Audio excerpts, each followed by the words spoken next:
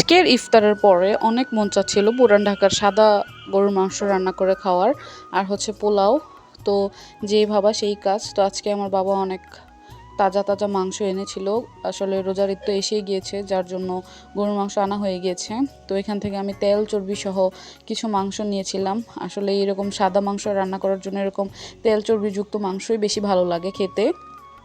তো এখানে আমি মাংসটাকে ভালোভাবে ধুয়ে নিয়েছিলাম, আর এখানে কাঁচামরিচ আর জয়ফল জয়ত্রী বেটে নিয়েছিলাম, যেহেতু এটাতে কোনো হলুদ বা মরিচ অ্যাড করব না, এটা একদম সাদাই রান্না করা হবে। তো এখানে আমি মরিচ বাটা দিয়ে দিচ্ছিলাম, কাঁচামরিচ। তো প্রথমে একটু দেওয়ার পর ভাবলাম যে আরেকটু দিতে হবে, অল্প হয়ে গিয়েছে। এখানে প্রায় 1 কেজির মতো মাংস ছিল, আর এখানে আমি একটু কলিজাও নিয়েছি। আসলে আমার কাছে এই গরুর সাদা মাংসটা অনেক বেশি ভালো লাগে রান্না করলে এইভাবে। তো তারপর আদা রসুন বাটা দিয়েছি। আসলে আপনারা কে কে এরকমভাবে সাদা গরুর মাংস খেতে পছন্দ করেন অবশ্যই কিন্তু জানাবেন, আর কে কে রান্না করতে পারেন এটাও জানাবেন। আমি আজকে ফার্স্ট টাইম রান্না করব। তো এখানে আমি ধনিয়ার গুঁড়ো দিয়ে নিচ্ছিলাম। আসলে আমি এটা অনেক ভালোভাবে রিসার্চ করেছি, ইউটিউবে টিকটকে অনেক জায়গায় দেখেছি, আর এটা আমি আগে খেয়েও ছিলাম, কিন্তু কখনো নিজের হাতে রান্না করিনি, যার জন্য আজকে একটু রান্না করব আর ভাবলাম আপনাদের সাথে শেয়ার করি। আর আমার ভিডিওটা আমি নিজেই করতেছি, কারণ আজকে আমাকে হেল্প করার মতো কেউ নেই বাসায়। তো সবগুলো মশলা অ্যাড করার পর এখন আমি হাত দিয়ে মেখে নিব।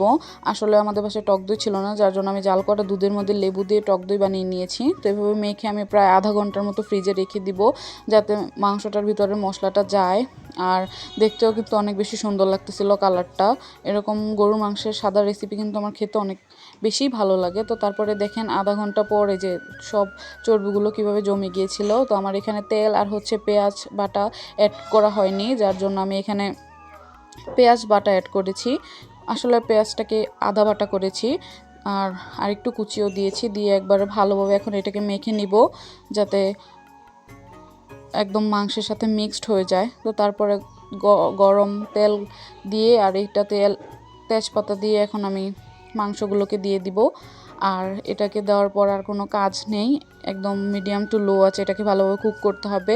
তো এই যে 5 মিনিট পরে কি সুন্দর আস্তে আস্তে মাংসটাতে ঝোল ওঠা শুরু করে দিয়েছে। তো এই যে দেখেন 10 থেকে 12 মিনিট পর খোলার পর ঢাকনাটা কি সুন্দর মাংসর থেকে একদম পানি বের হয়ে গিয়েছে, আর মাংসটা অনেকটা সিদ্ধ হয়ে আসতেছিল।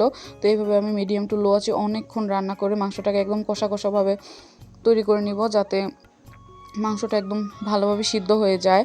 আর এরকম তেল চর্বিযুক্ত মাংস দিয়ে কিন্তু এই রান্নাটা করা হয়। আর এই যে দেখেন মাংসটা কষানোর পর কত সুন্দর লাগতেছিল।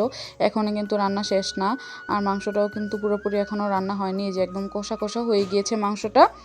তো এই যে এখন এটার মধ্যে আমি দিয়ে দিব হচ্ছে দুধ, এই যে তরল দুধ, এটা হচ্ছে জাল করা তরল দুধ। আর ঝোলের ক্ষেত্রে কিন্তু এরকম করে আপনারা অবশ্যই দুধটাই অ্যাড করবেন, তাহলে খেতে আরও বেশি ভালো লাগবে। আসলে আমি ভিডিওতে দেখলাম যে সকলে এরকম লিকুইড দুধ ইউজ করেছে। তো এটা দিয়ে আমি এখন 1 থেকে 1.5 ঘন্টার মতো একদম মিডিয়াম টু লো আছে বসিয়ে রাখবো চুলাতে, যাতে খেতে ভালো লাগে এবং সিদ্ধ হয়ে যায়। তো এই যে দেখেন আস্তে আস্তে কিন্তু মাংসটা শুকানোর দিকে এগিয়ে যাচ্ছে। তো এরকম করে আমার রান্নাটা কমপ্লিট করে নিয়েছিলাম আমি।